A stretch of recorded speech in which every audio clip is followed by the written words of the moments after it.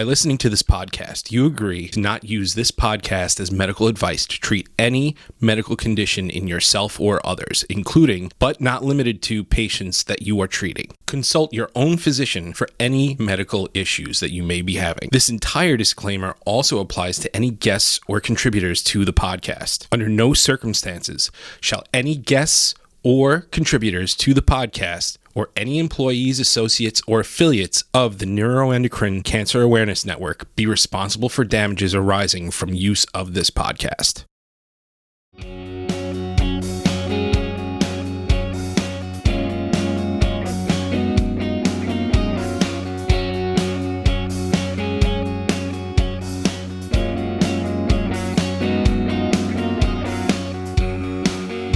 Welcome, everybody, to another episode of Let's Get Real with NCAN. I'm your host, Mike Wayman. Again, we got to remind you, in just a few short weeks, we have our first of 5 events, 5 patient conferences this year. We're going to be March 18th in Silver Spring, Maryland. More information on that at netcancerawareness.org. Registration is open. You could always hit our social medias at netcanceraware. And today we have another patient story, somebody who's very close to the NCAN family. Ladies and gentlemen, Wendy Knoll. How are you? Hey, Mike. I'm doing good. How are you? Thanks. Good. Thanks so much for joining us today. I'm really excited to have you share your story too, because we have had a few different patient stories, but not all of them have been as involved in NCAN as you are. So real quick, can you just give everybody a little background about yourself and your diagnosis and your journey? Sure. So I am a lung primary, and I was diagnosed, this is my 18th year. So I guess I'm one of the dinosaurs. But yeah, so I was diagnosed in 2005. I was 25 at the time, and I had my right lung removed. And at that time, in the prehistoric times, like I call them, not much was available for us to know anything beyond what our doctors were telling us. So I had it removed. And I was clear, and I was told kind of like, keep monitoring, but go live your life. You have no more cancer, you're good. And so that's what I did. And I kind of just went on with my life. I got married. I had 2 kids, 2 little girls. And then, I was going through my regular CAT scans, and everything was clear. But 7 years after my diagnosis, they noticed something a little funny, and lo and behold, kind of blew up, and it was everywhere. So they diagnosed it in my lymph nodes, heart, bone, and liver. So sort of like, I feel like at that point, things really changed in my life, because I was sort of living carefree, thinking that, this would never come back, because that's sort of what they assured me, that, if it hadn't come back, then it probably would be fine, and it probably would never come back. So things really changed there for me, and that sort of clicked something different in my mind. And that's when I found NCAN. So, back when I was researching, when I was first diagnosed, there was nothing. And so it was just like, here's what you have. But then when I started researching again, I found NCAN, and I found so many things I didn't know. And I just... it really opened my eyes and changed my life. That's great. Now, you had a medical background as well, correct? Yeah. So a little bit different. I'm a veterinarian, so I was used to things with fur. But it didn't take away. I think it really has helped me, because research and facts and, really digging and finding answers came very natural to me. So I am, I was really like blessed to be able to know how to research and find and look and, network and really truly understand, the benefit of information and being aware and advocating for yourself. Yeah. Well, that's actually, I was going to bring up, so something, you call yourself a dinosaur. You're not a dinosaur, but you have been there. Something that I've definitely been hearing a lot more lately is people saying, hey, when we're newly diagnosed, what's the first thing you do? What's the first thing? So if you had any advice to a brand new diagnosed, the complete net newbie, what is your advice to them? So I think, get yourself a binder and notebook and just like dig into everything you can. I mean, NCAN is a huge resource. So that would be a wonderful place to start because everything's central, kind of central and you're able to find a lot of important information. The second thing I would recommend is to get yourself a good doctor that you trust and can communicate with. Because maybe they aren't a neuroendocrine specialist, but if there's someone you trust and can communicate with, then they will be willing to communicate with a specialist.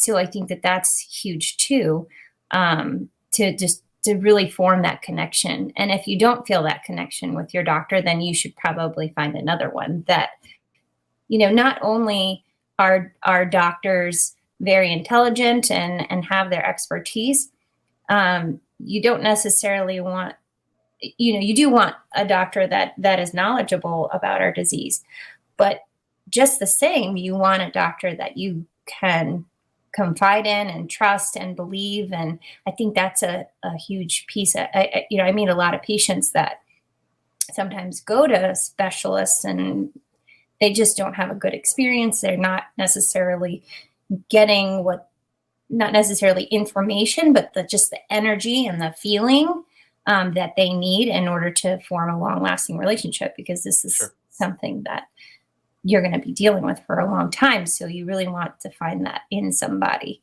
and that they're willing to work with us, with a neuroendocrine specialist that can give you the information. Right. Now, so you found NCAN and stuff like that, but not only did you find us, but you also are you're like family. You pulled, you're the head of a support group.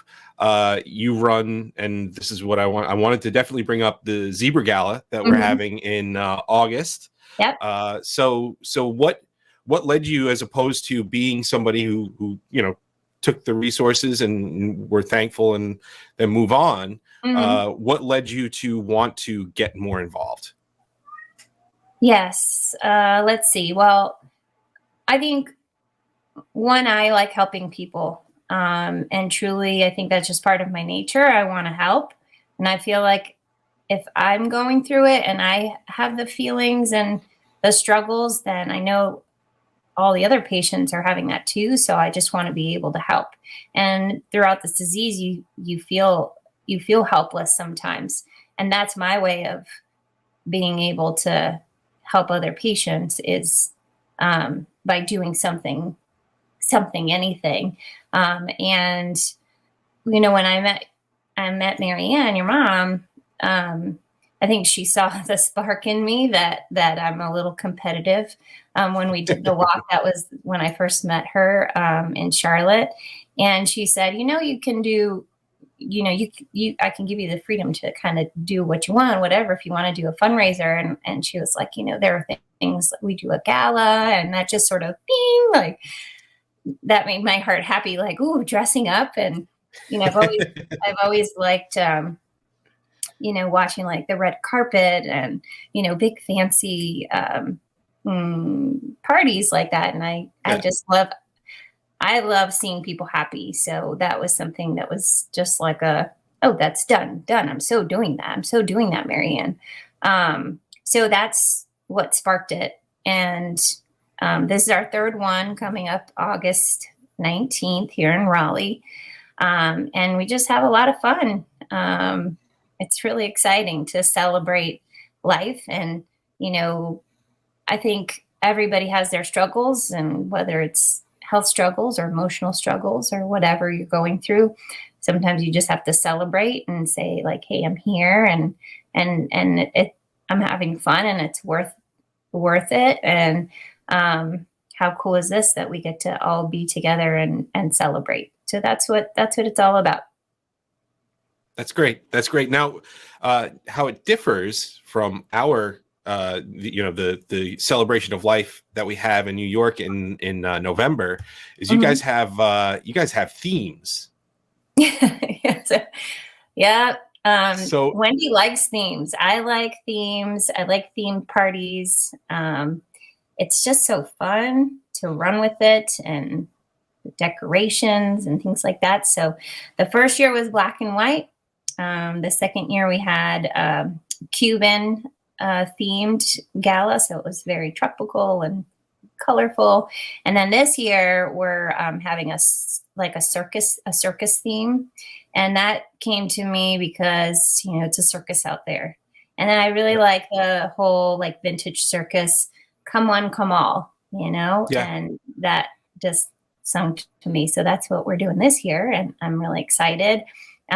We have another patient, Alex, that is helping me. And we have a committee that's happening, and we're excited. It's going to be held at the Marriott Crabtree in Raleigh, like we had it last year, and super excited. I'm excited because I'm gonna actually be able to come. Oh, really? Yeah. I'm thinking we're gonna see. It depends on what's going on with the kids, but we're gonna try and take the kids too. So great. We're excited. The kids have lots of fun dancing, and it's a great time. Yeah. And since it is old time circus kind of stuff, if there's no Greatest Showman stuff happening, if there's no like Greatest Showman soundtrack songs, I'm going to be very disappointed. Yeah, don't worry, Mike. You will not leave disappointed. I got some tricks up my sleeve. Excellent. That's what I'm looking forward to that. I can't tell you everything because then the magic. Of course, absolutely. So you also run a support group, correct? I help Alex with her support group. So it's sort of like a North Carolina, Virginia collaboration. And we just had a meeting which went really well. We had it at Duke, and we had some awesome speakers, and we just had a really great time. And honestly, my favorite part of